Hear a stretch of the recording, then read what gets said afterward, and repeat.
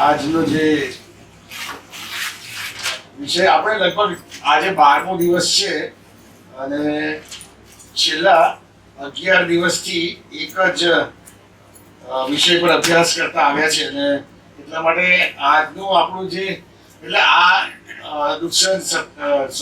આત્મિક જાગૃતિની મીટિંગો એનું જે આધાર વચન છે તમને બધાને યાદ હશે. શું આધાર વચન છે?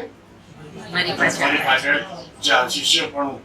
અને આજનો જે સબ્જેક્ટ છે તો શિષ્યપણાનું દુઃખ અને વધસ્તંભનો મહિમા.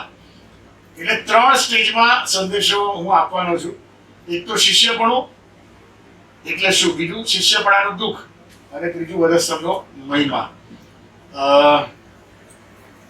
પ્રથમ ઈશ્વર પિતાનો પુષ્કળ આભાર માનું છું કે આ જવાબદારી પ્રભુના વચન સોંપવાની મને પ્રભુએ 25 વર્ષ પહેલા સોંપી અને એનો શ્રેય હું બીડી સાહેબન અંકલને આપું. આજે છે નહીં પણ એમને મને એન્કરેજ કર્યો હતો 25 વર્ષ પહેલા એક નાના કોટેજ મીટિંગો લેવા માટે ને મેં બહુ આનાકાની કરી પણ એમણે કીધું કે ના તારે આપવું જ પડશે અને એ મેં શરૂઆત કરી અને આજે આ જગ્યાએ આવ્યો છું એટલે પ્રભુએ મને પકડી લીધો હતો. બંને બાળક સાહેબોનો પુષ્કળ આભાર માનું છું, પાસિંગ કમિટીનો આભાર માનું છું અને ધર્મબેન સાહેબનો આભાર માનું છું. આપ સર્વનો પણ હું પુષ્કળ આભાર માનું છું. આ શિષ્યપણું એ બાબત જ્યારે આપણે જોવા માંગીએ છીએ ત્યારે જે ચોપાનિયું બહાર પાડવામાં આવ્યું છે, આખું જે ટાઈમ ટેબલ બહાર પાડવામાં આવ્યું છે એમાં લગભગ 15 વખત શિષ્યપણું એ શબ્દ લખવામાં આવ્યો છે, જોડવામાં આવ્યો છે. અને શિષ્યપણાની સાથે સાથે ઘણી બધી બાબતોમાં લખવામાં આવી છે, જેમ કે શિષ્યપણાનું કાર્ય, શિષ્યપણાની શરતો, તેની લાયકાત, ચારિત્ર, જોખમો, ગુણો, એ બધી બાબતો શિષ્યપણા સાથે સાંકળી લેવામાં આવી છે. અને આજે જે બાબત સાંકળી લેવામાં આવી છે એ તો છે શિષ્યપણાનું દુઃખ. એ દુઃખ વિશે આપણે પછી જોઈશું, પરંતુ શિષ્યપણાનો સાચો અર્થ એ આપણે આજે સમજવા માંગીએ છીએ. અને જો એ અર્થ ના સમજીએ શિષ્યપણાનો સાચો અર્થ તો એના પછીથી એની જે બીજી બધી બાબતો છે એટલે કાર્યો અને લાયકાત ને બધું આપણે જોયું એ બધું જે શિક્ષણ આપણે મેળવ્યું છે એ બધું અધૂરું રહેશે. એટલા માટે શિષ્યપણાની ડેફિનેશન, શિષ્યપણું એટલે શું એ બાબત આપણે જોવાના છે. કોઈ કહે છે વોટ યુ મીન બાય ડિસાઇપલશીપ? શિષ્યપણું એટલે શું? આજે 12મો દિવસ છે, 11 દિવસથી આપણે બાબત જોતા આવ્યા છે. બાઇબલ આધારિત જો શિષ્યપણાની બાબત વિશે આપણે જોઈએ તો શિષ્યપણું એટલે ઈસુ ખ્રિસ્ત અને તેના શિક્ષણ, ઈસુ ખ્રિસ્ત અને તેનું શિક્ષણ એને જીવનભર અનુસરવું. બાઇબલ આધારિત ઈસુ ખ્રિસ્તના શિક્ષણને અને ઈસુ ખ્રિસ્તને જીવનભર અનુસરવું, એનું નામ એ શિષ્યપણું. તમે માથી 28 અને છેલ્લી કલમોમાં જોશો તો એ શું કહે છે? પ્રભુ શું કહે છે ખબર છે? જાઓ અને સર્વ દેશનાઓને શિષ્ય કરો. અને પછી કહે છે કે મેં જે તમને શીખવ્યું છે એ તમને શીખો અને જુઓ જગતના અંત સુધી હું તમારી સાથે છું. એનો અર્થ એ થયો કે તમે મરશો ને ત્યાં સુધી હું તમારી સાથે છું. મેં શીખ્યું છે એ તમે બીજાઓને શીખવો. એટલે શિષ્યપણું એ છે કે પહેલે ઈશ્વરે જે શીખ્યું છે મને, એ હું મરું ત્યાર સુધી મારે એને અનુસરવાનું છે અને પછી બીજાને શીખવવાનું છે. એટલે બાઇબલ પ્રમાણે શિષ્યપણું એટલે મારા મરતા સુધી ઈશ્વરના શિક્ષણને અને ઈસુને મારે એની પાછળ એને વળગી રહેવાનું. That is called શિષ્યપણું. 2 શબ્દોમાં કહીએ તો ગુરુની આજ્ઞા પાડવી. આપણા જે માલિક છે શિષ્ય, આપણે શિષ્ય તરીકે ઈશ્વરની આધીનતામાં, ઓબિડિયન્સી. અને જો હું શિષ્ય છું તો મારે મારા પ્રભુની આજ્ઞા જે છે એ મારે પાડવાની છે. ખરા અર્થમાં ઈશ્વરના શિષ્ય જો બનવું હોય તો મારે એને ગમે એવું જીવન મારે જીવવું પડે, એને આધીન એવું જીવન મારે જીવવું પડે. હવે પ્રભુ ઈસુ ખ્રિસ્તની મારે જો આજ્ઞા પાડવી હોય તો 2 મુખ્ય આજ્ઞાઓ છે પ્રભુ ઈસુ ખ્રિસ્તે જે આપણને શીખવાડી છે. કઈ 2 મુખ્ય આજ્ઞાઓ આપણને ખબર છે? પ્રભુ ઈસુ ખ્રિસ્તે આપણને શીખવાડેલી ખરા જીવથી, ખરા હૃદયથી. એને સિક્વન્સ તમે બદલી કાઢી પણ બરાબર છે તમારી વાત. બરાબર. પ્રભુના શિષ્ય તરીકે, પ્રભુના સેવક તરીકે કે ખ્રિસ્તી વિશ્વાસી વ્યક્તિ તરીકે આ બાબત આપણને હંમેશા યાદ રાખવાની છે. માથેની લખેલી સુવાર્તા અને 22મો અધ્યાય અને 34 થી 40મી કલમ, એમાં 34મી કલમમાં કહે છે, પણ જ્યારે ફરશીઓએ સાંભળ્યું કે તેણે સાદુકીઓના મોં બંધ કર્યા છે, ત્યારે તેઓ એકઠા થયા અને તેઓમાંથી એક પંડિતે તેનું પરીક્ષણ કરવા માટે તેને પૂછ્યું કે ઓ ઉપદેશક, નિયમશાસ્ત્રમાં સૌથી મોટી આજ્ઞા કઈ? ત્યારે તેણે તેને કહ્યું કે પ્રભુ તારા દેવ પર તું તારા પૂરા હૃદયથી ને તારા પૂરા જીવથી ને તારા પૂરા મનથી પ્રીતિ કર. પહેલી અને મોટી આજ્ઞા એ છે, અને બીજી આજ્ઞા એના જેવી જ, એટલે જેવી પોતા પર તેવી પોતાના પડોશી પર તું પ્રીતિ કર. આ બે આજ્ઞા આખા નિયમશાસ્ત્ર તથા પ્રબોધકોનો પાયો છે. પ્રભુ ઈસુ ખ્રિસ્તે પોતે આ આજ્ઞાઓ આપી છે, અને એમાં પહેલી મોટી આજ્ઞા એ છે કે પ્રભુ તારા દેવ. આપણે શિષ્યપણું શીખી રહ્યા છે કે શિષ્યપણામાં આપણે શું કરવાનું છે.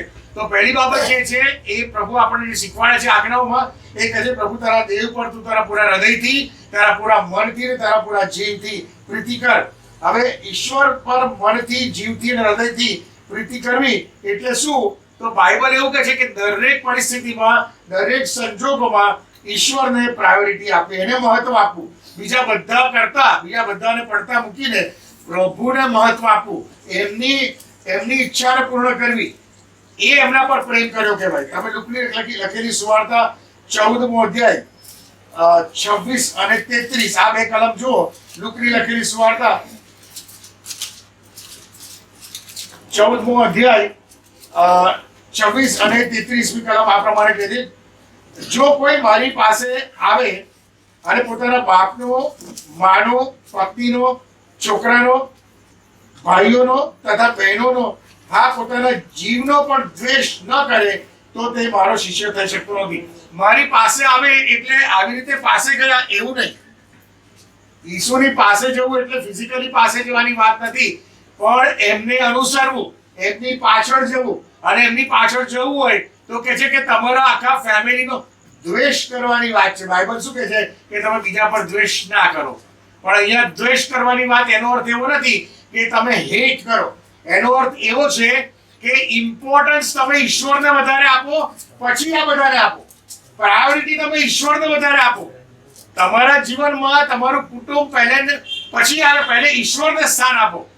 અને કહે છે કે, અને એ શબ્દ લખ્યો છે, વાંચો, જો કોઈ કહે છે કે દ્વેષ ન કરે તો તે મારો શિષ્ય થઈ શકતો નથી. શિષ્યપણાનો આ પહેલો નિયમ કે પ્રાયોરિટી મારે ઈશ્વરને આપવાની છે. એ પ્રમાણે 33મી કલમ, તે પ્રમાણે તમારામાંનો જે કોઈ પોતાની સર્વ બાબત, everything, whatever you do in your life, એ પછી નોકરી હોય કે તમારી સેવા હોય કે પછી તમારા સોશિયલ વર્ક હોય, તમારી પર્સનલ બાબતો હોય, તમારું અંગત જીવન હોય કે કંઈ પણ હોય, અહીંયા શું કહે છે, જે કોઈ પોતાની સર્વ બાબતો, તમારામાં જે કોઈ સર્વ વસ્તુનો ત્યાગ નથી કરતો તે શું નથી થઈ શકતો?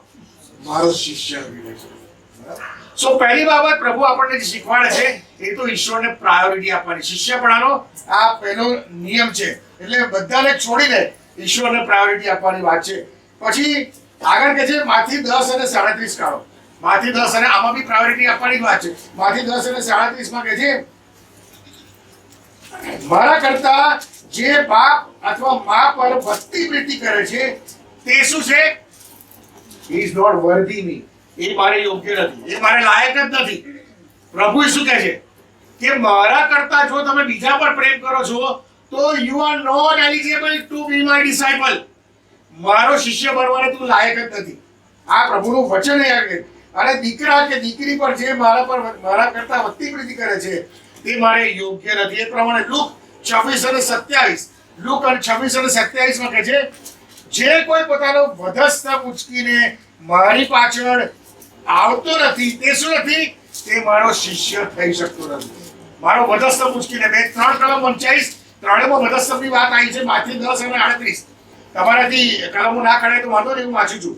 માથી 10:38 માં કહે છે, પોતાનો વધસ્તંભ ઉચકીને મારી પાછળ જે ચાલતો નથી તે મારે યોગ્ય નથી. એ પ્રમાણે માથી 16 ને 24 પછી ઈસુએ શિષ્યોને કહ્યું કે જો કોઈ મારી પાછળ આવવા ચાહે તો તેણે પોતાનો નકાર કરવો ને પોતાનો વધસ્તંભ ઉચકીને મારી પાછળ આવવું. અને એટલા માટે અહીંયા 3 જગ્યાએ એવું લખ્યું છે કે તમારો વધસ્તંભ ઉચકીને ઈસુની પાછળ ચાલવું હોય તો તમારે શિષ્ય બનવું હોય તો તમારે ઈસુના શિષ્ય બનવું હોય તો તમારે પોતાનો વધસ્તંભ ઉચકીને ચાલવું. હવે આ બહુ કન્ફ્યુઝન છે. પોતાનો વધસ્તંભ ઉચકીને ચાલવું એની માટે ઘણા મતાંતરો છે, બરાબર. પણ વધસ્તંભ ઉચકીને પોતાનો વધસ્તંભ ઉચકીને ચાલવું, વધસ્તંભ પર શું હોય? વધસ્તંભ પર સુખ સાહેબી હોય, પીડા હોય, દુઃખ હોય, આક્રંદ હોય, નકાર હોય, રિજેક્શન હોય. એટલે તમારે કહે છે કે પોતાનો નકાર કરીને ચાલવું. તમે જુઓ ગેત્સેમાની વાડીમાં જ્યારે પ્રભુ ઈસુ ખ્રિસ્ત હાથમાં કહે છે કે કટોરો, એ કઈ વર્ચ્યુઅલ એટલે ફિઝિકલ કટોરો નતો, બરાબર છે, પણ એ પ્રકારનો જ્યારે એ આપણા બધા પાપો લઈને બેસે, પ્રભુની હજુરીમાં બેસે છે ને, ત્યારે એ બહુ ભયંકર બાબત ત્યાં બને છે. પ્રભુ ઈસુ ખ્રિસ્ત પોતે સ્ટ્રેસમાં, ટેન્શનમાં, એમનો પરસેવો લોહી થઈને વહેવા માંડે છે. એટલું બધું મેન્ટલ સ્ટ્રેસ, ફિઝિકલ, ઇમોશનલ અને સ્પિરિચ્યુઅલ સ્ટ્રગલ હતી, ભયંકર. અને આ વસ્તુ યાદ રાખજો કે જે પ્રભુનો શિષ્ય છે એને ફિઝિકલ તો ઠીક છે, પણ ઇમોશનલ અને સ્પિરિચ્યુઅલ સ્ટ્રગલમાંથી પસાર થવું પડે છે. અને અહીંયા સ્પિરિચ્યુઅલ સ્ટ્રગલ હતી. અને પ્રભુ ઈસુ ખ્રિસ્ત દેવને શું કહે છે ખબર છે? કે જો બની શકે તો આ પહેલો મારાથી દૂર કર. પણ પછી કહે છે કે મારી ઈચ્છા નહીં પણ તારી ઈચ્છા પ્રમાણે થાવ. હવે દેવની ઈચ્છા શું હતી? દેવની ઈચ્છા એ હતી કે વધસ્તંભ પર ચડે, એ વધસ્તંભ ઉચકે. અને એટલા માટે અહીંયા આગળ પ્રભુ ઈસુ ખ્રિસ્ત પોતાની ઈચ્છા પડતી મૂકે છે અને દેવની ઈચ્છા પૂરી કરવા માટે વધસ્તંભ પર ચડે છે. અને એટલા માટે પોતાનો વધસ્તંભ ઉચકીને ચાલવું એનો સાચો અર્થ એવું થાય છે કે તમારી ઈચ્છા તમારે પડતી મૂકવાની અને તમારા જીવનની અંદર ઈશ્વરની ઈચ્છા પૂર્ણ કરવાની. એ તમારો વધસ્તંભ ઉચકીને ચાલ્યો. મારે કંઈક કરવું હોય, મારે કંઈક પ્લાનિંગ કરવું હોય, પણ મારા જીવન માટે, એ બાબતને માટે, એ મારા ભણતરની બાબત હોય, મારી નોકરીની બાબત હોય, મારા લગ્નની બાબત હોય, મારા કુટુંબની બાબત હોય, મારા બાળકોના લગ્નની બાબત હોય કે સમાજની કોઈ બાબત હોય કે ગમે તે બાબત હોય, એની અંદર મારી ઈચ્છા, મારી યોજના પડતી મૂકીને, ભલે મારે મરવું પણ પડે, ભલે મને ત્રાસ થતો હોય, ભલે મને શિક્ષા થતી હોય કે ગમે તે થતું હોય, પણ મારી ઈચ્છા પડતી મૂકીને ઈશ્વરની ઈચ્છા જ્યારે હું પૂરી કરું છું ને, બાપ બની શકે તો આ પહેલું દૂર કર, પણ મારી ઈચ્છા નહીં પણ તારી ઈચ્છા. અને દેવની ઈચ્છા હતી કે વધસ્તંભ પર ચડે. જ્યારે આપણે દેવની ઈચ્છા આપણા જીવનમાં પૂર્ણ કરીએ છીએ ત્યારે આપણે આપણો વધસ્તંભ ઉચકીને ચાલીએ છીએ. એ વધસ્તંભ ઈશ્વરે આપણી માટે નક્કી કર્યો છે. એ આપણી માટે નક્કી કર્યો. That is the real meaning. That means કે તમે તમારી જાતને, તમારી ઈચ્છાઓ સુદ્ધા વધસ્તંભ પર ચડી દેવાનું છે અને ઈશ્વરની ઈચ્છા તમારા જીવનમાં પૂર્ણ કરવાની છે. આ મેઇન વસ્તુ છે. શિષ્યપણાની આ એક મોટી ચાવી છે.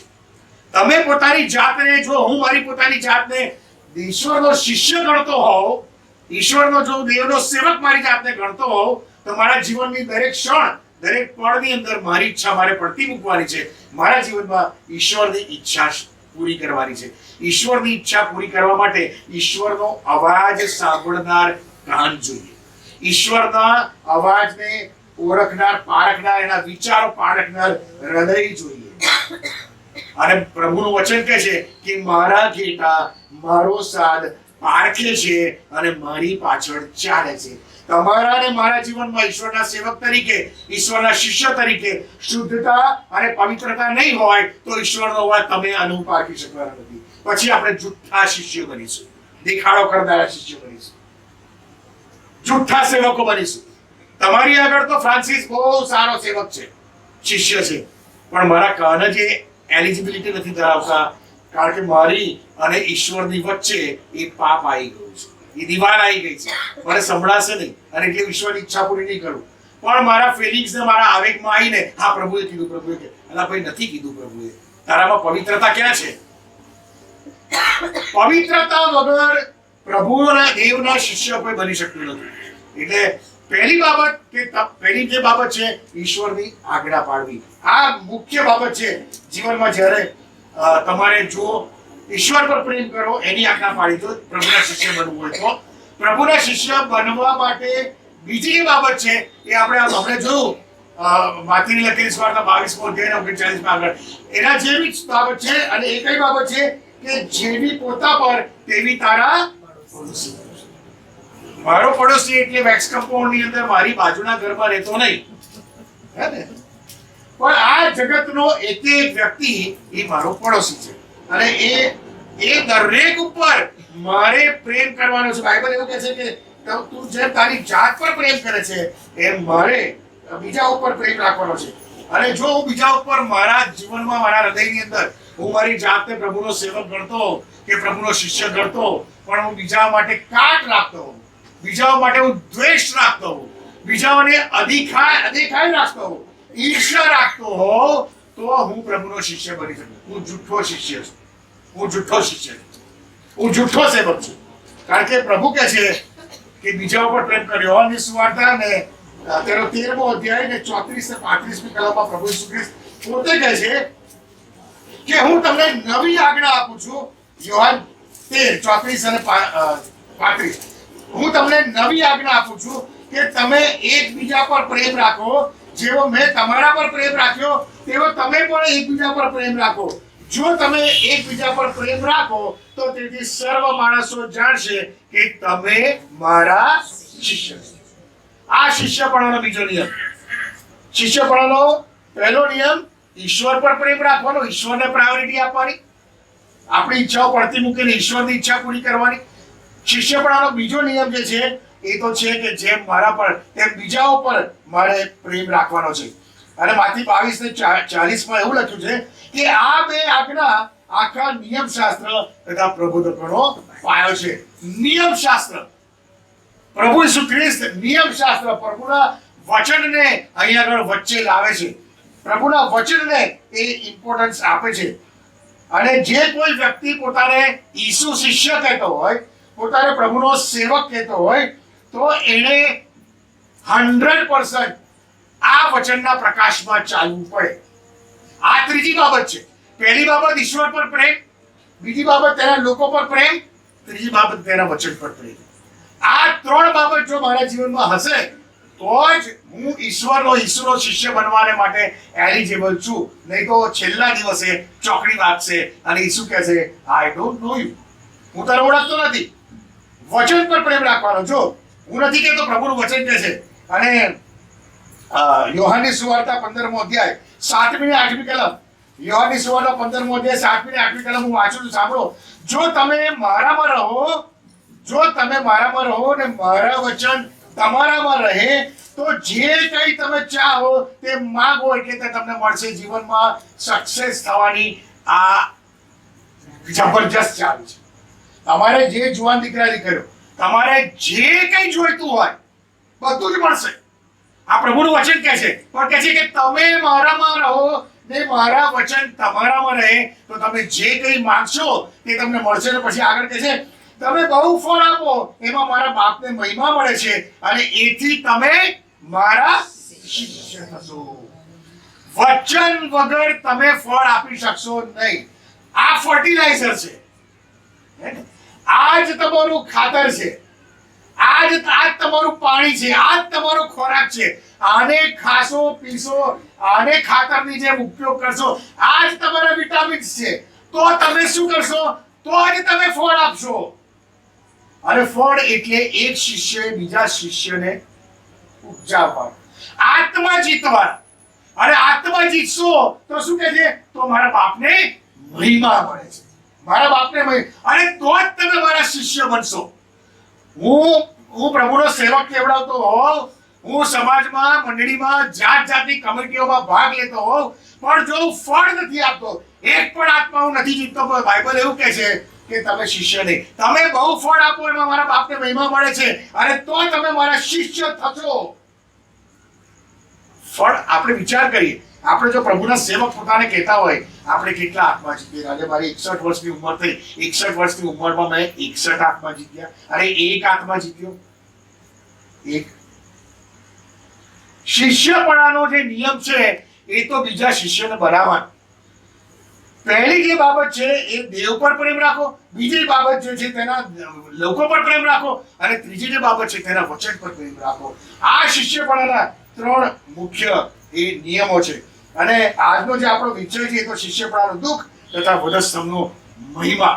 અને જ્યારે તમે પોતાનો નકાર કરીએ, આપણે પોતાનો નકાર કરીએ અને ઈશ્વરને પ્રાયોરિટી જ્યારે આપણે આપવાની, આપણી ઈચ્છાઓ, આપણી યોજનાઓ બધી પડતી મૂકવાની હોય અને બીજા લોકોને પ્રેમ કરવાનો હોય, જેમણે તમારું બગાડ્યું છે જીવનની અંદર, જેમણે તમને નુકસાન કર્યું છે, જેમણે તમારી અદેખાઈ કરી છે, જેમણે તમારી પર વેર રાખ્યું છે, એવા લોકોને માફ કરી દઈને એમની સાથે સરખું કરી દેવાનું. અને આવી બધી પરિસ્થિતિઓને અને પ્રભુના વચન, પોતાની ઈચ્છાઓ પડતી મૂકીને પ્રભુના વચન પ્રમાણે જીવન જીવવું એ કઈ સહેલી વસ્તુ નથી. એ કઈ સહેલી વસ્તુ નથી. શિષ્યપણાના દુઃખોની જે વાત છે, આ ઇમોશનલ સોરોસ છે, આ ઇમોશનલ સ્ટ્રગલ છે. જ્યારે કોઈ વ્યક્તિએ મારું ભૂંડું કર્યું હોય ત્યારે બાઇબલ એવું કહે છે કે તેને શ્રાપ ન આપ, પણ એની માટે પ્રાર્થના કર. જે વ્યક્તિએ મને હર્ટ કર્યું છે એને તું કહે છે કે તું એને આશીર્વાદ આપ, અને પછી શું કહે છે? આશીર્વાદ જ આપ. એવી વ્યક્તિને આશીર્વાદ આપવાને એ જ સાચું શિષ્યપણું છે. એવી વ્યક્તિને માફ કરી દેવો ને એ જ સાચું છે. That's a emotional mental struggle. એ શિષ્યપણાનું દુઃખ છે, પણ એ દુઃખમાં મહિમા છે. That's a glorious pain. એ પેઇન તમારે અને મારે લેવાનું છે. અને તમે જો આપણે વાંચ્યું કાઢો પહેલો પિત્તર, શિષ્યપણો જ્યારે પહેલો પિત્તર ને તેનો 2 અધ્યાય અને 9મી કલમથી 18મી કલમથી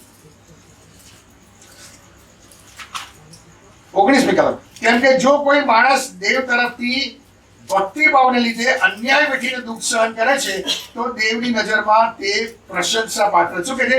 જે કોઈ માણસ દેવ તરફના ભક્તિભાવના લીધે, આજે દેવ તરફનો ભક્તિભાવ એનો અર્થ એવો થયો કે હું મારી ઈચ્છા પડતી મૂકીને ઈશ્વરની ઈચ્છા પૂરી કરું છું, જીવનમાં ઈશ્વરને પ્રાયોરિટી આપું છું, અને બીજાને પ્રેમ કરવાનું ઈશ્વરે મને કીધું છે, અને એટલા માટે જેણે મારું બગાડ્યું છે એને હું પ્રેમ કરું છું, એને પ્રેમ કરવા પ્રયત્ન કરું છું, પાછો લાફો કહું છું, પાછો ધક્કો ખાઉં છું, પાછો ધોકો મને પડે છે, અને છતાંય હું એની માટે પ્રાર્થના કરું છું. ત્યારે કહે છે કે જો તમે એવું કરો ને તો પ્રશંસા પાત્ર છે, તો ઈશ્વરની નજરમાં પ્રશંસા પાત્ર છે. અને પછી શું કહે છે? કેમ કે જો કોઈ માણસ દેવ તરફના ભક્તિભાવને લીધે અન્યાય વેઠીને દુઃખ સહન કરે છે તો દેવની નજરમાં પ્રશંસા પાત્ર છે. કેમ કે જ્યારે પાપ કરવાને લીધે તમે માર ખાઓ છો ત્યારે જે સહન કરો છો તેમાં પ્રશંસા પાત્ર છે. આપણે કંઈ ખોટું કરીએ અને આપણને કંઈ નુકસાન થાય તો વી ડિઝર્વ ઇટ. ખોટું કર્યું છે એટલે નુકસાન તો થશે. એટલે મને બહુ નુકસાન થયું ને મારું તો આ થઈ ગયું એનો કોઈ મતલબ નથી. શું કર્યું છે પહેલે મેં એ તો જુઓ, અને બીજા પ્રત્યે મારે શું કરવાનું તો શું કર્યું છે.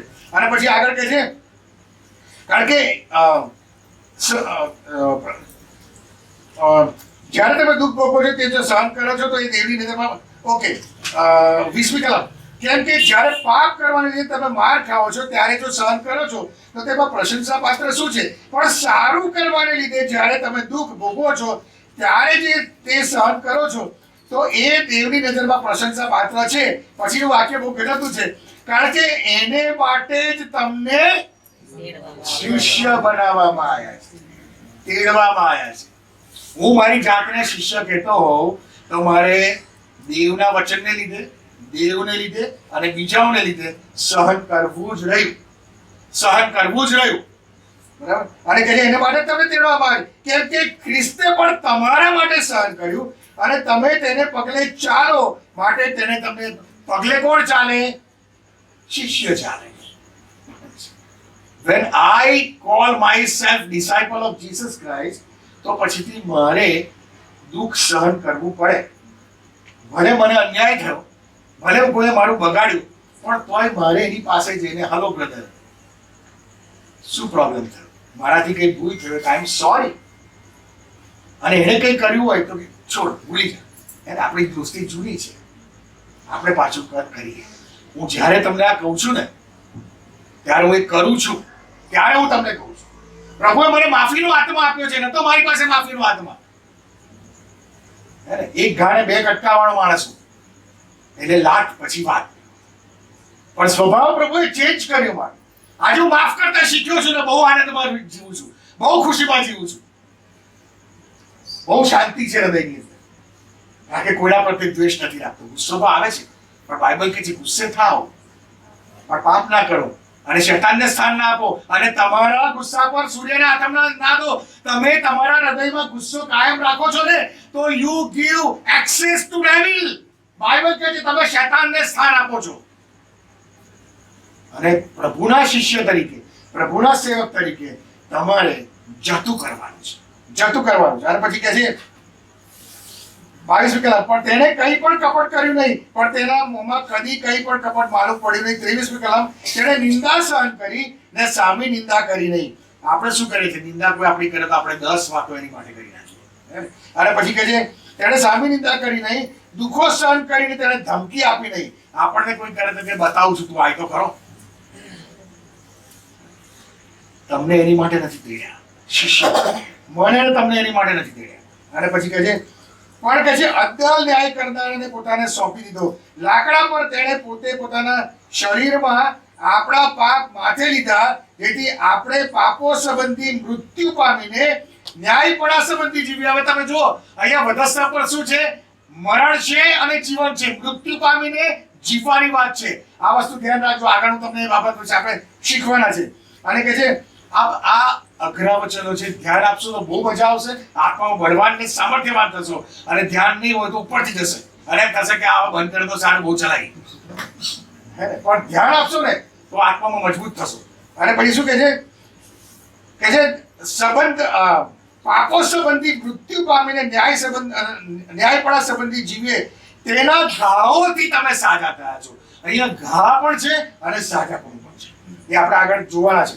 અને પછી કહે છે કેમ કે તમે ભૂલા પડેલા ઘેટાના જેવા હતા, પણ હવે તમારા જીવોના પાળક તથા અધ્યક્ષની પાસે પાછા આવ્યા છો. જો તમે પ્રભુના જેટલા શિષ્યો હતા ને, તમે એમનો ઇતિહાસ જોશો ને, તમે તો ઈસુના પુનરુત્થાન પામેલા ઈસુની સુવાર્તા ફેલાવવા માટે શિષ્યો પહેલે એટલા એગ્રેસિવ નતા, પણ જ્યારે ઈસુ પુનરુત્થાન પામ્યા ને અને પછી દર્શન દીધું ને અને પછીથી એ જે સામર્થ્યથી ભરપૂર થયા ને, એ પછી આખા જગતની અંદર, આખા દેશની અંદર એ બધે ફરી વળ્યા. આપણા ત્યાં થોમા આવ્યા હતા, એ રીતે બધે એ ફરી વળ્યા શિષ્યો ત્યાં આગળ અલગ અલગ દેશોમાં. અને ઈસુની સુવાર્તા આપવાને માટે એમણે ભયંકર એવા દુઃખો વેઠ્યા. ફિઝિકલ દુઃખો ને, મેન્ટલ ટોર્ચર ને, સ્પિરિચ્યુઅલ સ્ટ્રગલ, એ બધી બાબતો એમણે ભયંકર, કારણ કે તેમણે પુનરુત્થાન પામેલા ઈસુને ખરા અર્થમાં એમણે ઓળખી લીધેલો. વધસ્તંભનો ખરો મહિમા શું છે એ એમણે પારખી લીધેલો. અને જ્યાં જ્યાં જઈને પુનરુત્થાન પામેલા ઈસુને પ્રગટ કરવાનું એમણે બીડું ઝડપ્યું ને, ત્યાં ત્યાં તેમને એમની બહાદુરી અને એમની સાક્ષી અને એ જે બાબતો કરતા હતા એમના લીધે એમણે ભયંકર ફિઝિકલ અને મેન્ટલ ટોર્ચર એમણે સહન કરવું પડ્યું. બહુ અસહ્ય અને વિકૃત રીતે, ભયંકર રીતે એમને મારી નાખવામાં આવ્યા. અને કારણ કે એમણે એ ઈસુ જે પુનરુત્થાન પામ્યો છે એને તેમણે ઓળખી લીધેલો. હવે બધા જ શિષ્યોના મરણ વિશે બાઇબલમાં લખવામાં આવ્યું નથી, પણ 2 શિષ્યોના મરણ વિશે લખવામાં આવ્યું. કયા કયા 2 શિષ્યો ખબર છે? હા, ના, મરણની વાત કરું. હા, અને બીજો યાકૂબ. યાકૂબને શું થયું હતું? હેરોદ રાજાએ ડોકું કાપી નાખેલું. બરાબર, શિરચ્છેદ કરી નાખેલો, એનું ડોકું કાપી નાખેલું. એટલે તમે ઇતિહાસ તપાસો, બાઇબલમાં નથી લખ્યું, પણ જો તમે ઇતિહાસ તપાસો તો જુદા જુદા સ્કોલરો એ ઘણી બધી બાબતો અને ઘણી બધી લોકવાયકાઓ પણ છે, બાઇબલમાં નથી. પણ જેમ કે આંદ્રિયા વિશે લખવામાં આવ્યું છે કે માછીમાર હતો અને ઈસુ ખ્રિસ્તનો પેડેરો એ પહેલો શિષ્ય હતો. પહેલો શિષ્ય એ હતો. અને આંદ્રિયા લગભગ 60 AD ની સદીમાં એને પાત્રસ નામના શહેરની અંદર એક્સ આકારના વધસ્તંભ પર એને જડી દેવામાં આવ્યો, એને બાંધી દેવામાં આવ્યો. અને આંદ્રિયાને જ્યારે એ વધસ્તંભ પાસે લાવે છે ને, તો એવું કહેવાય છે, આ બાઇબલ નથી કહેતું પણ એ લોકવાયકા છે, એવું કહેવાય છે કે વધસ્તંભને જોઈને એને બહુ ખુશ થયો અને એને કીધું કે since long I was waiting for this cross.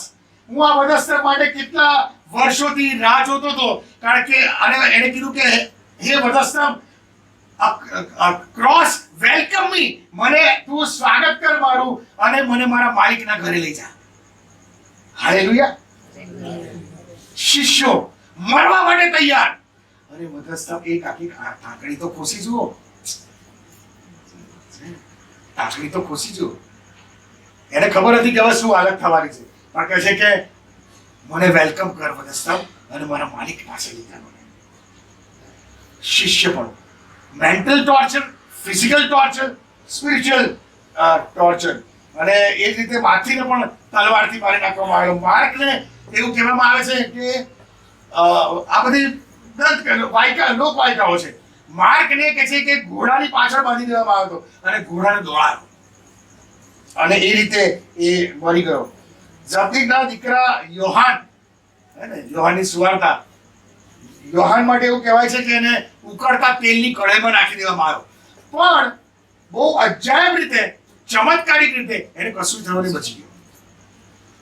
અને પછી એ કહે છે બહુ પાવરફુલી જ્યારે એ પ્રભુનું વચન આપતો હતો ત્યારે સમ્રાટ ડોમેશિયનના રાજ્યકાળ દરમિયાન એને એક ટાપુ પર એને હડસેલી દેવામાં આવ્યો હતો. અને એ ટાપુ પર રહેવા પછી ડોમેશિયનનું મરણ થયું ત્યારે એ યોહાન પાછો એફેસસ આવ્યો. એ ટાપુ ઉપર એને ઈસુનું સંદર્શન થયું અને પછી ત્યાં એને પ્રતિક્રમણ લખ્યું.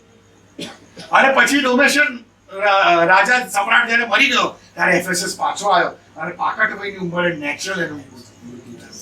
આ એક પહેલો એવો હતો કે જેનું નેચરલ મૃત્યુ થયું. થોમા અહીંયા ભારત આવ્યા અને કહે છે કે પ્રાર્થના કરતા હતા ઘૂંટણે, પણ પાછળથી કોઈ એને તલવાર કે ભાલો ગોચાવ્યો, ભાલો માર્યો, હે ને, ભાલો ગોચી અને એને મારી નાખ્યો. પણ અત્યારે આપણે આ પ્રભુ ઈસુ ખ્રિસ્ત એટલે શિષ્યપણાના દુઃખોની વાત જ્યારે કરી રહ્યા છે ત્યારે આ બધી બાબતો કઈ નાખી દેવાય અથવા તો નજરઅંદાજ કરવા જેવી બાબતો નથી કે તમને ઉકળતા તેલની કઢાઈમાં નાખવાનું આવે એ મોટો. સાહેબ, તમને ઉંચકીને નાખતા વખતે તમારી માનસિક હાલત શું હોય?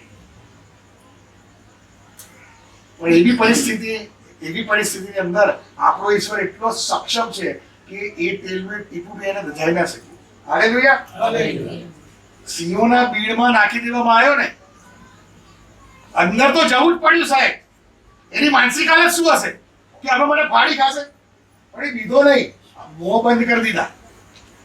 ભઠ્ઠીમાં નાખી દેવામાં આવ્યા, ભઠ્ઠી સુધી જવું પડ્યું. એટલે એવું ના વિચારતો કે હું આટલું બધું સારું કરું છું, આમ કરું તો મને કેમ આવું થાય છે. અરે ભઠ્ઠીમાં પડવું પડશે, પણ યાદ રાખજો ભઠ્ઠીમાં દેવ ઊભો છે, તમને આંચવી નહીં આવે. શિષ્યપણું અને એના દુઃખો એમાંથી પસાર તો તમારે અને મારે થવું જ પડશે. અને એટલા માટે આપણે આ બધા દુઃખો જોવા નથી આવ્યા, પણ જે બાબતો આપણે અત્યારે શીખવાના છે એ શિષ્યપણાની જ્યારે વાત આવતી હોય ત્યારે શિષ્યપણાની સત્યતા અને જેન્યુનિટીની વાત તો કરવી જ પડે કે સાચો શિષ્ય છે કે પછી જુઠ્ઠો શિષ્ય છે, ફેક છે. અને એ બાબતો, કારણ કે જુઠ્ઠા અને દેખાડો કરનારા શિક્ષકો, છેતરપિંડ શિષ્યો, નોટ શિક્ષકો, શિષ્યો અને દેખાડો કરનારા સેવકો એ પ્રભુ ઈસુ ખ્રિસ્તના સમયમાં પણ હતા અને અત્યારે પણ છે, આ જમાનામાં પણ છે. અત્યારના સમયમાં પણ એવા જુઠ્ઠા અને ઠગ શિષ્યો અને સેવકો આપણને મળે છે. તેથી બે પ્રકારના શિષ્યો વિશે આજે આપણે જોવાના છે. શિષ્યપણાનું દુઃખ અને વધસ્તંભનો મહિમા એ આપણે એ રીતે આગળ એમાં વધવાના છે. એક તો છે સાચો અને જેન્યુઇન શિષ્ય કે જે પૂરા મનથી, ખરા હૃદયથી અને પ્રભુની આધીનતામાં સાચું જીવન જીવવા પ્રયત્ન કરે છે, પડે છે, આખડે છે, ગફલત ખાઈ જાય છે, પણ તોય પાછો ગોઠણે ઊભો થઈ જાય છે અને પાછો પ્રભુમાં ચાલવા માટે એ પ્રયત્ન કરે છે. પોતાની જાતને ફરીથી એ રિસ્ટોર કરવા પ્રયત્ન કરે છે. એ ફિઝિકલી, મેન્ટલી, ઇમોશનલી, સ્પિરિચ્યુઅલી એ સ્ટ્રગલ કરનાર એ શિષ્ય છે. માણસ સહજ નબળાઈ અને માણસ સહજ, મારી દરેક માણસની કંઈક ને કંઈક નબળાઈ હોય, એવી શિષ્યોની અને પ્રભુના સેવકોની પણ કંઈક ને કંઈક નબળાઈ હોય. પણ એ નબળાઈમાં એ આનંદ નથી માનતો. માણસ સહજ ભૂલ થઈ જાય છે, પણ પાછો એ ભૂલ સ્વીકારીને પસ્તાવો કરીને પાછો આવે છે અને શિષ્યપણામાં, સાચા શિષ્યપણામાં પુનઃસ્થાપિત થવા માટે એ સ્વામીની આજ્ઞાઓ પૂરા મનથી પાડી શકે એ માટે એ ઈશ્વરના ચરણોમાં બેસે છે. આત્મિક જીવનમાં સ્ટ્રગલ અનુભવે છે જબરદસ્ત. અને એટલા માટે પાઉલ શું કહે છે ખબર છે? હું જે કરવા ચાહું છું એ હું કરતો નથી, અને હું જે કરવા ચાહતો નથી એ હું કર્યા કરું છું. જ્યારે તમે શિષ્યપણામાં છો, જ્યારે તમે પ્રભુના સેવક તરીકે કામ કરો છો, મારા અંગત જીવનની અંદર કે મારા બાહ્ય જીવનની, મારા સોશિયલ જીવનની અંદર કે મારા ફેમિલી જીવનની અંદર, જ્યારે હું પ્રભુના સેવક તરીકે કે પ્રભુના બાળક તરીકે કે ધ મેન ઓફ ગોડ તરીકે જ્યારે હું કામ કરું છું, ત્યારે મારા મરતા સુધી આ સ્પિરિચ્યુઅલ સ્ટ્રગલમાં મારે જીવવાનું જ છે. હું રહેવાનો જ છું, એ આવવાનું જ છે મારા જીવનની અંદર. પણ મારો ઇન્ટેન્શન એમાં આનંદ લેવાનો નથી. હું પડ્યો, આખડ્યો અને પાછો ઊભો થઈ ગયો. આ પહેલા પ્રકારના શિષ્યો છે.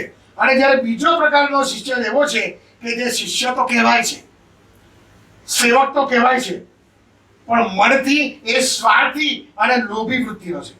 અને તેથી એ પોતાના માલિકને, સ્વામીને એ જાણી જોઈને છેતરવા પ્રયત્ન કરે છે. એ દેખાડો કરવા પ્રયત્ન કરે છે.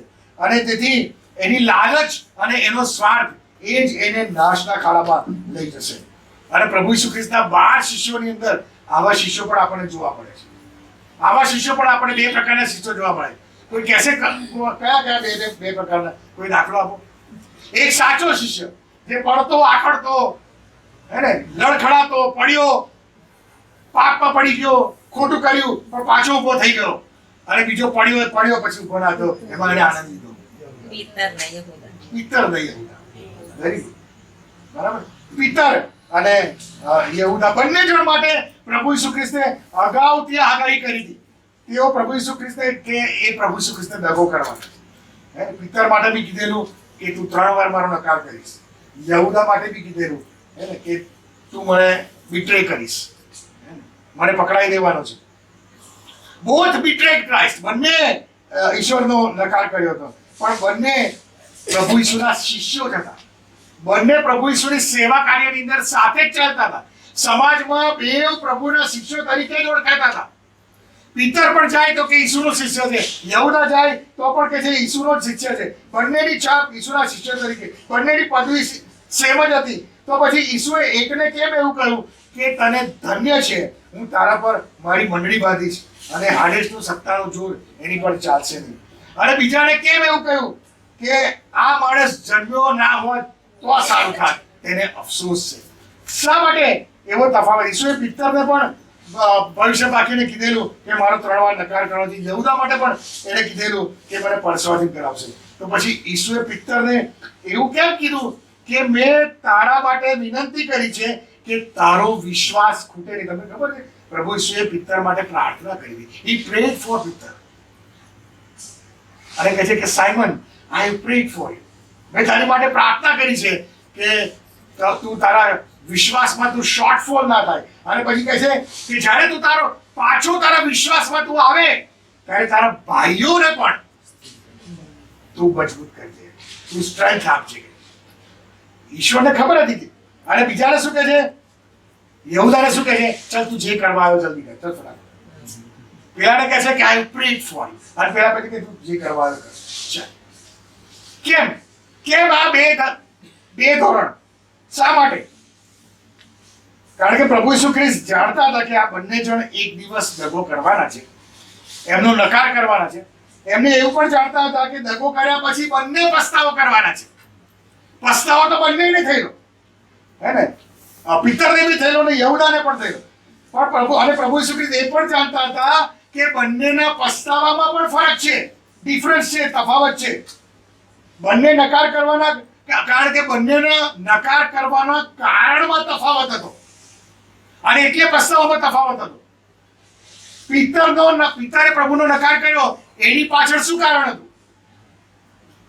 ડર, ભય, બીક કે મને પકડી લેશે તો.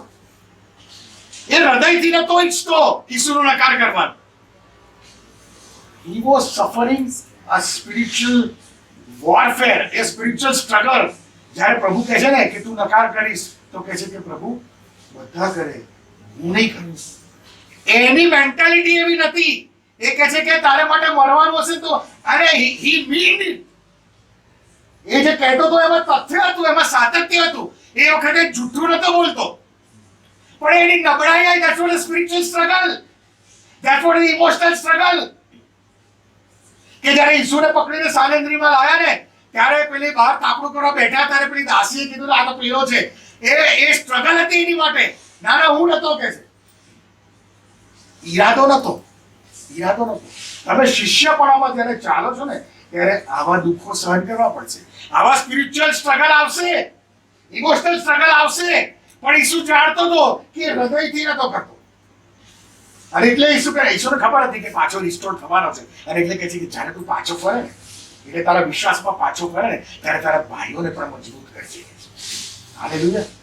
તમે ને હું, જ્યારે તમે અને હું સાચા હૃદયથી કરીએ છીએ ને આ પ્રભુ પર વિશ્વાસ તે શિષ્યપણામાં ચાલીએ છે ને ત્યારે આપણે પડીએ છે ને તો એક વસ્તુ યાદ રાખજો. પ્રભુ અહીંયા કહે છે કે Simon I have prayed for you. પ્રભુ તમારી ને મારી માટે મધ્યસ્થી કરે છે વાલાઓ, આપણી નિર્બળતામાં. હાલેલુયા. સાચા શિષ્ય. અને પેલાએ શું કર્યું? પેલાએ આખી ગેમ પ્લાન કરી. યહૂદાએ એનો ઈરાદો એને આખો પ્લાન કર્યો. શું પ્લાન કર્યો? યાજકોને જઈને મળ્યો, ડીલ સેટ કરી. બોલ કેટલા આપીશ? 30 રૂપિયા. ઓકે ડન, લઈ આવું છું.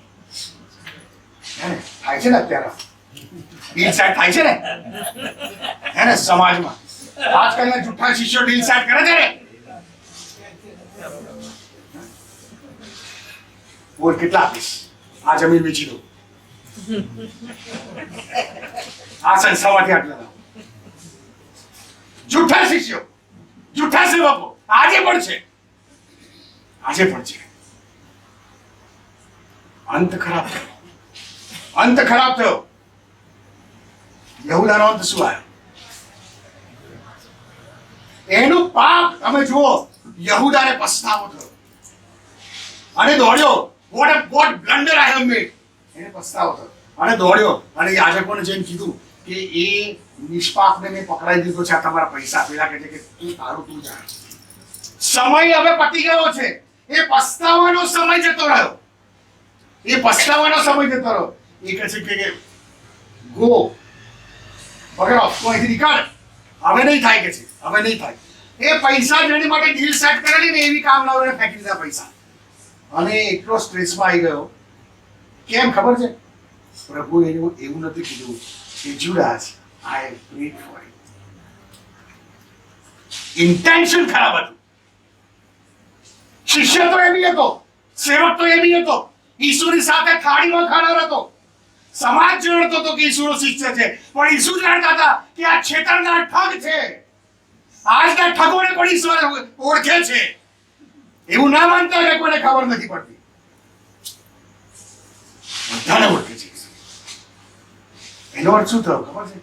કે જ્યારે ઠગ શિષ્ય જ્યારે મરણ પામશે ને અને જ્યારે એ આત્મામાં આવશે ને ઈશ્વરની હજુરમાં, ત્યારે એને ખબર પડે વોટ બ્લન્ડર આવ્યો. હવે શું કર્યું? એ કરોડો રૂપિયા એ સંસ્થાઓ લૂંટીને, જમીનો વેચીને, દેવળો લૂંટી અને ગમે તે રીતે કરોડો રૂપિયા ભેગા કર્યા છે ને, બધા અહીંયા જ રહી જવાના છે, ઉપર નથી આવવાના. એ પૈસા ફેંકી દીધેલા ને એ એવું અહીંયા ફેંકી દે. અને પ્રભુ કહેશે I don't know you go અવે. એ ટાઈમ પૂરો થઈ ગયો, જા. તું તારું જાણે, હું શું જાણું. અને અનંતકાલિક મરણમાં એ ગળે ફાંસો જ ખાધો. અહીં જાણતો તો પ્રભુ કહેશે ફ્રાન્સિસ દરેક એના સંદેશામાં બૂમો પાડીને તને ચેતવતો હતો, તોય ના સુધર્યો. 2020 થી મારા સંદેશા પ્રભુએ બદલી કાઢ્યા છે. ચેતવણી આપવા 2000 સાલથી 2020 સુધી મારા સંદેશાની પેટર્ન જુદી હતી, પણ 2020માં ઓગસ્ટ મહિનામાં પ્રભુએ મને ચેતવણીના સંદેશા આપવાનું દર્શન આપ્યું મને. અને ત્યારથી હું ઈચ્છતો નથી, હું તૈયાર નથી કરતો, તોય ચેતવણીના સંદેશા આવે છે. અને આવા ઠગ શિષ્યોના માટે છે. અને પ્રભુ એ બાબત ઉપર કહેશે કે હું તને નથી ઓળખતો. એ બધો ટાઈમ પછી તું જા. અને પછી શું થયું? ગળે ફાંસો તો ખાધો, પણ એ ફાંસો જ તૂટ્યો અને પડ્યો અને પેટ ચીરી ગયું, આંતરડા બહાર નીકળી ગયા. એ હાલત થશે સાહેબ. અહીંયા ભલે હું મોટો અધિકારી હોઉં, લોકો ધ્રુજતા હોય મારી હાજરીથી, ઉપર ધ્રુજી જવાશે સાહેબ,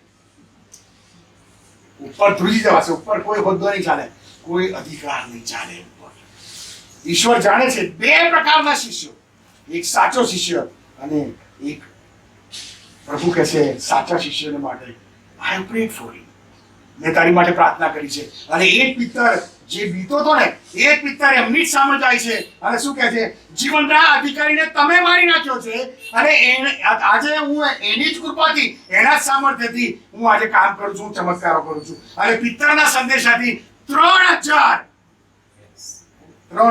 લોકો આવ્યા.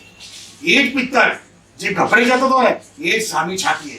અને એવું કહેવાય છે કે જ્યારે પિત્તરને વધસ્તંભે ચડવા માટે એ લોકો એને શિક્ષા કરી, ત્યારે પિત્તર શું કહે છે ખબર છે? સાંભળો એના શબ્દો શું કહે છે ખબર છે? એ માણસ પીતો પર એ કહે છે કે પ્રભુ ઈસુ ખ્રિસ્તને જે વધસ્તંભ પર જે રીતે ઊભા સીધા પર જડેલા ને, એની ઉપર હું ચડાવવાને હું લાયક નથી કે છે, મને ઊંધા વધસ્તંભ પર ચડો.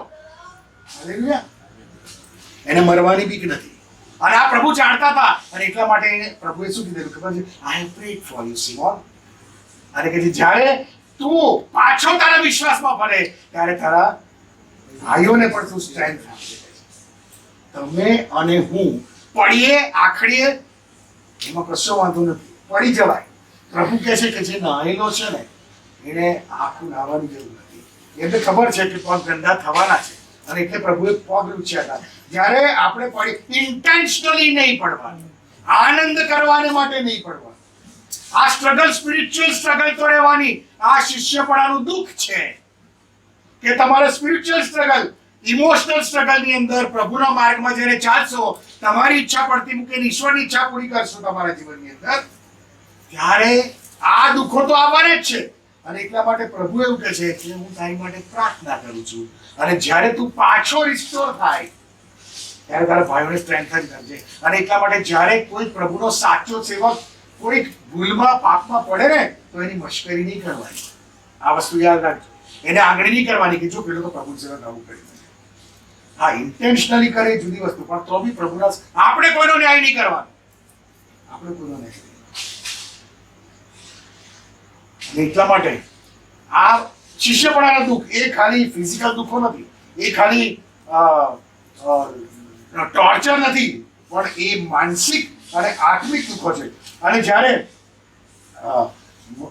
શિષ્યની એ મોટી જવાબદારી છે કે બીજા શિષ્યોને પણ ઊભા કરવાના. અને એટલા માટે પ્રભુએ સિમોનને કીધું કે તારા ભાઈઓને તું તેમને સ્ટ્રેન્થન કરજે. અને જ્યારે તમે જીવનની અંદર ઠોકર ખાઓ, જ્યારે તમે જીવનની અંદર પડી જાઓ, ત્યારે પ્રભુની પાસે આવીને સાચા હૃદયથી માફી માંગશો ને, તો પ્રભુ તમને રિસ્ટોર કરશે. અને હવે જે ત્રીજી બાબત છે એ વધસ્તંભનો મહિમા. જ્યારે, કારણ કે પિત્તરે વધસ્તંભને જોયો અને વધસ્તંભને જોઈને એના મહિમાની એને ખબર પડી કે આ વધસ્તંભ ઉપર મારો પ્રભુ મર્યો હતો, એ વધસ્તંભ ઉપરથી આખા જગતને માટેની પાપોની માફીનું મુક્તિ મૂલ્ય ચૂકવ્યું, શૈતાનની હાર થઈ છે. એ મહિમાને ઓળખ્યો. અને વધસ્તંભનો મહિમા તો બહુ ગજબ છે સાહેબ. હું 4-5 મુદ્દા તમને કહું, પણ એ તો એટલા બધા મુદ્દા છે કે એની કોઈ હદ નથી. અને પહેલો જે મુદ્દો છે વધસ્તંભનો મહિમા, એ ન્યાય અને પ્રેમ. ન્યાય અને પ્રેમ કદી પણ સાથે ના ચાલી શકે. જો હું ન્યાય કરવા બેસું તો હું પ્રેમ ના કરી શકું, અને જો મારો પ્રેમ બતાવું ને તો મારાથી સાચો ન્યાય ના થાય. ન્યાય કરવો હોય તો સાકળ ભૂલી જવું પડે, પણ વધસ્તંભ ઉપર both righteousness and love goes simultaneously. બંને પેરેલલ જાય છે. ઈશ્વરે પાપનો પ્રભુ ઈસુ ખ્રિસ્તના શરીરમાં ન્યાય કર્યો અને એમ કરીને શું કહે છે, દેવે જગત પર એટલી શું કરી? પ્રીતિ કરી કે તેને પોતાનો કેમ આપ્યો? એક આખી તેની દીકરો બલિદાન થવાના માટે. એ ન્યાયપણું ત્યાં સચવાયું અને ત્યાં પ્રેમ પણ સચવાયું. ન્યાય અને પ્રેમ કદી સાથે ના જાય, પણ વધસ્તંભ ઉપર ન્યાય અને પ્રેમ બંને પેરેલલ જાય છે. હાલેલુયા. આ છે વધસ્તંભનો મહિમા. કોપ અને કૃપા, એંગર, રાત અને ગ્રેસ, એ કદી પણ સાથે. મને ગુસ્સો ચડ્યો હોય તો હું કૃપા ના કરી શકું, પ્રેમ ના બતાવી શકું. અને જો મારે કૃપા બતાવ્યો તો મારે ગુસ્સો ફેંકી દેવો. એ સાથે નથી ચાલતું. પણ વધસ્તંભ બંને પરસ્પર વિરુદ્ધ છે, પણ વધસ્તંભ ઉપર એ બંને સાથે ચાલે છે. રૂમી 5 અને 8મી અને 9મી કલમમાં એ પ્રમાણે કહે છે, પણ આપણે જ્યારે પાપી હતા ત્યારે ખ્રિસ્ત આપણે સારું મરણ પામ્યો એમ કરવામાં દેવે આપણા પર પોતાનો પ્રેમ પ્રગટ કરે છે. ધેટ ઇઝ પ્રેમ ઇઝ ઇક્વલ ટુ કૃપા. એને આપણા પર કૃપા પ્રગટ કરે છે. અને પછી કહે છે અને તેના રક્તથી આપણે ન્યાયી ઠર્યા છે, માટે ઈસુની મારફતે હવે આપણે દેવના કોપથી બચીશું. તે કેટલું ખાતરીપૂર્વક છે. અહીંયા કૃપા પણ બતાવી અને કહે છે કોપથી બચીશું.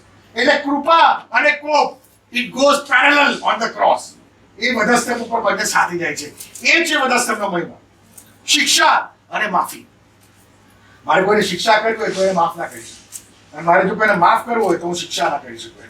Punishment and ફોરગિવનેસ never goes together. પણ અહીં વધસ્તંભ ઉપર રૂમી 8 1 થી 3 માં આ પ્રમાણે લખ્યું છે. એનો સાર તમને કહીશ. રૂમી 8 અને 1 થી 3 માં આ પ્રમાણે કહે છે કે જેઓ ખ્રિસ્ત ઈસુમાં છે તેઓને હવે દંડાજ્ઞા નથી. દંડાજ્ઞા નથી એટલે શું છે? માફી છે. માફી છે. જ્યારે મને દંડ આપવાનો હોય, શિક્ષા કરવાની હોય અને ના કરીને જવા દે, ધેટ મીન્સ કે આઈ હેવ બીન ફોરગિવન. મને માફ કરી દેવામાં આવે છે. પણ પછી આગળ 3જી કલમમાં કહે છે કે દેવે પોતાના દીકરાને પાપણછાપણને માટે મોકલીને તેના દેહમાં પાપને દંડાજ્ઞા ફેરવી. આગળ અહીંયા માફી મળી અને અહીંયા આગળ શિક્ષા થઈ. માફી અને શિક્ષા એ કદી સાથે ના જઈ શકે, પણ વધસ્તંભ ઉપર બંને પેરેલલ જાય છે. એ છે વધસ્તંભનો મહિમા. અને પછી કહે છે કે મરણ અને અનંત જીવન. મરણ હોય ત્યાં જીવન ના હોય, અને જ્યાં જીવન છે ત્યાં મરણ ના હોય. પણ વધસ્તંભ ઉપર બંને છે. ઈસુ આપણા પાપોને માટે મરણ પામ્યો વધસ્તંભ ઉપર, અને એટ ધ સેમ ટાઈમ એના ઉપર વિશ્વાસ કરવાથી આપણી માટે અનંત જીવન ખુલ્લું મૂકવામાં આવ્યું. એ છે વધસ્તંભનો મહિમા. અને સોળ અને સાજાપણું. જ્યાં સોળ છે, જ્યાં વૂંડ છે, ત્યાં સાજાપણું છે. ઘા તો ખુલ્લો છે. સોળ ને સાજાપણું કદી સાથે ના જઈ શકે. પણ યશાયા 5 ને 5 માં કહે છે કે તેના સોળ થી આપણને સાજાપણું. સોળ ને વૂંડ અને હીલિંગ goes parallel. વધસ્તંભ ઉપર હાલેલુયા. બંને સાથે છે. એ વધસ્તંભનો મહિમા છે. વેદના અને આનંદ. ભયંકર વેદના હતી. ખીલ્લા માથા પર, ઘા, કાંટા, બોયડો ચીરી ગયેલા, માંસ નીકળી ગયેલું, હાથમાં વેડામાં ખીલ્લા, પગે ખીલ્લા. ભયંકર વેદના હતી, પણ આનંદ હતો. મારા બાપની ઈચ્છા મેં પૂરી કરી. આનંદ. એ આનંદ હતો. વેદના અને આનંદ goes parallel on the cross. એ વધસ્તંભનો મહિમા છે. નિરાશા અને આશા. શિષ્યો નિરાશ થઈ ગયેલા. અમારો ગુરુ, અમારો રાબી, એને વધસ્તંભ પર ચડાવી દેવામાં આવ્યો. નિરાશા. પણ એટ ધ સેમ ટાઈમ ગજબની આશા હતી. કોને? પેલા મળતા જોડને. જો તું આજ તારા રાજ્યમાં આવે તો કે મને યાદ કરજે. આશા હતી પુનરુત્થાનની, અને પ્રભુએ કીધું કે આજ તું મારી સાથે. એ વધસ્તંભનો મહિમા છે. એ વધસ્તંભનો મહિમા છે. અને એટલા માટે વાલાઓ, આજે આપણે આપણું જીવન તપાસીએ. જો હું મારી જાતને ઈસુનો શિક્ષક કહું છું, જો હું એમ કહું છું પ્રભુનો સેવક છે, તો મારે સૌથી પહેલું જે કામ કરવાનું છે એ મારા પૂરા હૃદયથી, મારા પૂરા જીવથી અને મારા પૂરા મનથી, એટલે પ્રાણ, શરીર અને આત્માથી ઈશ્વર પર પ્રેમ કરવાનો છે. મારી ઈચ્છાઓ પડતી મૂકીને દેવની ઈચ્છા પૂરી કરવાની. બીજી બાબત, મારે બીજાઓ પર પ્રેમ કરવાનો છે. બીજાઓ પર દ્વેષ, રાગ, વેર, અદેખાઈ, ઈર્ષા બધું કાઢીને માફી આપવાની છે, માફી લેવાની છે. અને ત્રીજી બાબત, મારે આ વચન પર પ્રેમ કરવાનો છે. આ વચન પ્રમાણે મારું જીવન જીવવાનું છે. અને જો હું નહીં જીવું તો છેલ્લા દિવસે ઈસુ મને એવું કહેશે કે તારું તું જાણે. ગો હવે, અહીંથી નીકળ. યહૂદાને એવું કીધું. યહૂદાને પસ્તાવો થયો. એ પૈસા જેની માટે એને દિલ સેટ કરેલું ને, એ પૈસા કામ ના આવ્યા, ફેંકી દીધા. અને એ પૈસા કોઈને કામ ના આવ્યા. પેલા લોકોએ ખેતર લીધું ને, એ બી કબ્રસ્તાન માટે. એ પૈસા બીજાઓને પણ આશીર્વાદ. અને એવા પૈસા, અનીતિથી કમાયેલા પૈસા તમારા બાળકો ઉપર શ્રાપ લાવશે. તમારા બાળકોને શિક્ષા થશે. Don't do that.